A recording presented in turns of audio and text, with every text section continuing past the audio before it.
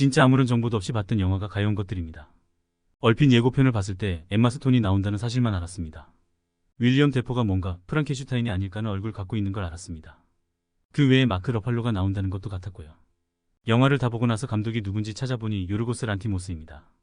킬링 디어와 더 라스터 감독이라는 걸 알았습니다. 두 작품을 보려고 했는데 미처 못 봤거든요. 이 작품을 보니 봐야겠다는 생각이 더욱 드네요. 도대체 감독 머릿속에 무엇이 들었기에 이런 작품을 만들 수 있는지 궁금해졌습니다. 영화는 대중성 있는 작품도 있지만 난해한 작품도 있습니다. 예전부터 난해한 작품은 좀 지루하고 뭔가 의미를 담은 걸 찾아내야 했죠. 그런 의미를 일부러 찾으려고 노력한 적도 있는데요. 지금은 그냥 보면서 내가 알고 있는 정도까지만 이해하려고 합니다. 굳이 억지로 의미 부여해가며 본다고 갑자기 식견이 높아지는 것도 아니고 말이죠. 그나마 과거에 비해 최근 영화는 덜 난해한 듯합니다. 가장 큰 이유는 좀 더 대중성을 확보했기 때문에 그런 게 아닐까 합니다. 영화가 어느 정도 산업화가 되면서 어쩔 수 없는 판단인 듯도 합니다. 대중에게 선택받지 못한 작품이 무슨 의미가 있겠습니까? 자기들끼리 잘 만들었다고 좋아하며 희희낙낙하는 건 자유행위와 차이가 없죠. 실제로 이 영화에서도 그런 장면이 나오기도 합니다. 처음에는 시대를 알 수 없었는데 런던에서 출발하더라고요. 이 시대는 아마도 1900년대 초반이 아닐까 하는 생각이 저는 들더군요. 윌리엄 데포가 연기한 구시는 아주 뛰어난 과학자이자 의사인 듯합니다.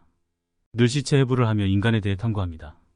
엠마 스톤이 연기한 벨라는 여자판 플랑켄슈타인이라고 해도 됩니다. 탄생이 너무 기괴합니다. 벨라는 무엇이라 정의하기 힘들 정도입니다. 영화가 시작할 때 칼라톤으로 엠마 스톤이 뛰어내립니다. 그 후에 흑백으로 변하면서 벨라가 보입니다. 뭔가 나사가 하나 빠진 듯한 행동을 하죠. 정상적인 어른은 아니지만 하는 행동은 어란 아이와 같습니다. 벨라는 엄마가 자살했지만 이상하게 죽었다고 할 수 없는 상태였습니다. 그녀의 뱃속에는 아이가 있는데 살아있던 거죠.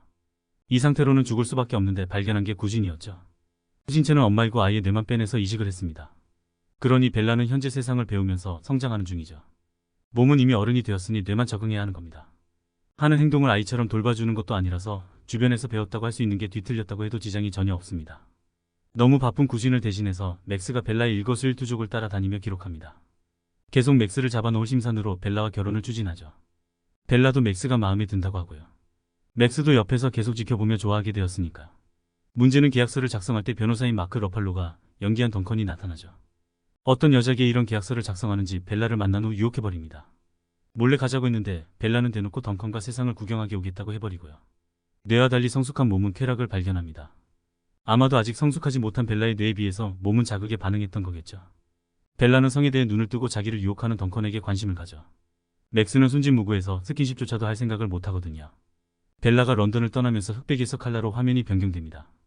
런던에 있을 때 아직까지 유아기 시기로 세상을 흑백으로 봤다고 할 수 있습니다. 덩컨과 함께 세상을 나가자 이전에는 전혀 몰랐던 많은 걸 보게 됩니다. 그 중에서도 덩컨과 벨라는 성관계에 집착합니다. 덩컨은 원래 좋아했던 듯하고요. 벨라는 자신이 얻을 수 있는 가장 최고의 쾌락이 성관계라고 생각한 듯합니다. 그보다 더 재미있는 건 없다고 생각한 거죠. 그럴 수밖에 없는 것이 아무런 경험도 없는 벨라라 그렇습니다. 제일 재미있고 흥미롭게 색다른 게 바로 성관계니까요. 이때부터 상당히 많은 관계를 보여주기도 하는데요. 벨라가 스스로 창녀가 되기도 합니다. 중요한 건 이런 과정에서 늘 자발적으로 모든 걸 벨라가 선택했다는 거죠. 특히나 여기서 벨라는 육체와 정신을 분리합니다. 내가 너를 사랑하는 건 육체가 아닌 정신이라는 겁니다. 우리가 누군가를 사랑할 때 육체에 집착할 수 있습니다. 흥미롭게도 벨라는 자신이 다른 사람과 해본 적이 없어 확인할 수 없다는 말을 합니다. 그 후에 직접 다른 남자와 해본 후 내가 진짜 좋아하는 게 누군지 알게 되었다고 말합니다. 이런 장면은 전통적인 관점에서는 도저히 이해할 수 없겠죠. 벨라 입장에서 어떤 도덕심이나 기준이 없기에 이런 가치 판단은 틀렸다고 할 수 없습니다. 벨라는 세상에 나가 덩컨과 함께 성관계를 할 때 말고는 직접 여기저기 돌아다닙니다. 아직까지 제대로 된 정신적인 성숙이 되지 못했지만요. 그나마 영화에서는 그런 벨라에게 험한 꼴을 당하는 건 없더라고요. 결코 끌려다니는 일은 없습니다. 벨라는 육체적인 쾌락을 추구하는데요. 결정적으로 세상에 대한 눈을 뜨게 됩니다. 촉매제는 책이라고 봅니다. 책은 인간을 변화시킵니다. 지금까지 생각해보지 못했던 걸 알려줍니다. 자신보다 먼저 경험한 걸 책으로 배우게 됩니다. 지적 수준이 올라가면서 벨라는 세상을 이전과 다른 시선으로 보죠. 이전까지 단순히 쾌락을 위한 성관계를 맺었는데요. 지식을 습득한 후에는 덩컨과 관계를 잘하지 않습니다. 좋아한다고 이야기는 했지만요. 벨라는 자신이 먹고 살기 위해 가장 확실하고도 분명하면서 쉽다고 판단한 창녀를 합니다. 직업으로 하는 것이지만 여전히 쾌락을 어느 정도 즐기는 듯하고요. 어쩔 수 없이 하는 건 없습니다. 자신이 하고 싶을 때 합니다. 그 외의 시간에는 사회주의를 배우기도 하고요.